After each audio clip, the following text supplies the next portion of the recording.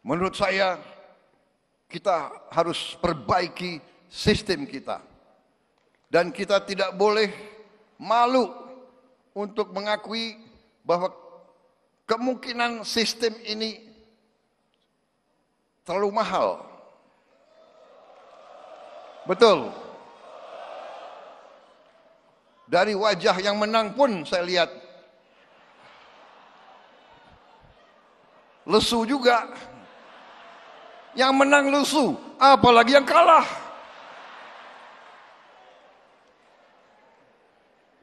Kita harus berani mengoreksi diri. Karena itu saya hargai bahwa ketua umum saudara itu jeli. Itu saya katakan, beliau ini cerdas. Makanya nanti anak-anak Indonesia harus banyak makan ikan. Kembali ke yang serius ya, ini benar. Ketua umum Partai Golkar, salah satu partai besar. Tapi menyampaikan perlu ada pemikiran memperbaiki sistem partai politik. Apalagi ada Mbak Puan, kawan-kawan dari PDIP, kawan-kawan partai-partai lain, mari kita berpikir, mari kita tanya, apa sistem ini berapa puluh triliun habis dalam 1-2 hari dari negara maupun dari tokoh-tokoh politik masing-masing. Ya kan?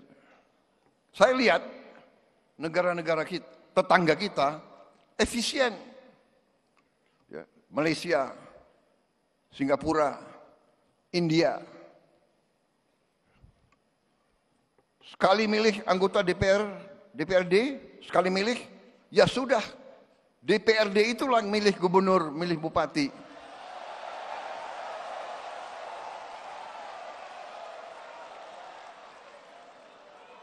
Efisien, nggak keluar duit. Kayak kita kaya, bener nggak? Uang yang bisa beri makan anak-anak kita, uang yang bisa perbaiki sekolah, uang yang bisa perbaiki irigasi, uang yang bisa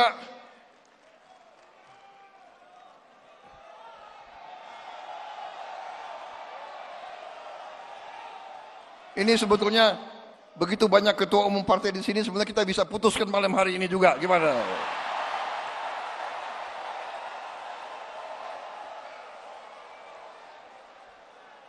Kalau saya, ya, jangan terlalu dengar itu konsultan-konsultan asing itu loh. Ya. Saya sekali lagi, saya tidak mau mengajak kita untuk anti orang asing, tidak. Tapi belum tentu mereka mikirin kita kok, ya kan? Hah? Ya kan?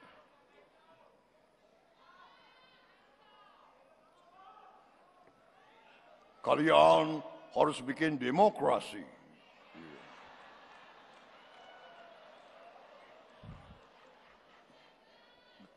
Sebaiknya kalian kalau bisa tiap 3 bulan pilkada. Belum tentu dia, iya kan?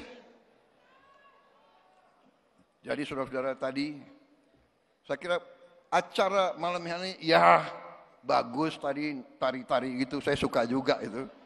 Tapi ini tadi sesuatu yang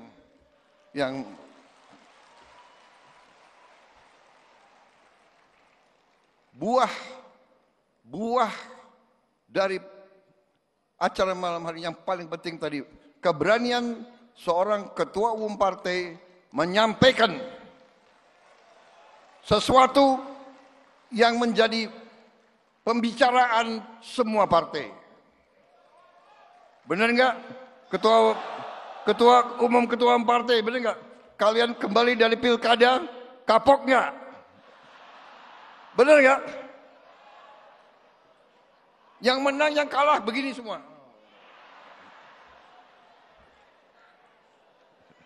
Rakyat itu dikejawantahkan melalui pemilu langsung. Soal biaya mahal, pilkada berbiaya mahal, itu karena hilangnya moral, etika, dan keserakahan yang ingin mengangkahi peraturan dan perundang-undangan. Itu yang membuat biaya mahal. Jadi jangan hanya menyalahkan rakyat biaya mahal, karena yang menyaburkan uang itu kan memang dari elit politik sendiri. Kan itu, partai-partai yang membangun basis dukungan di bawah pasti tidak perlu uang besar-besar. Kan begitu ini logikanya. Tapi kalau mau main jalan pintas, mau tidak mau pasti main uang besar. Jadi periksa dulu ke dalam partai politiknya.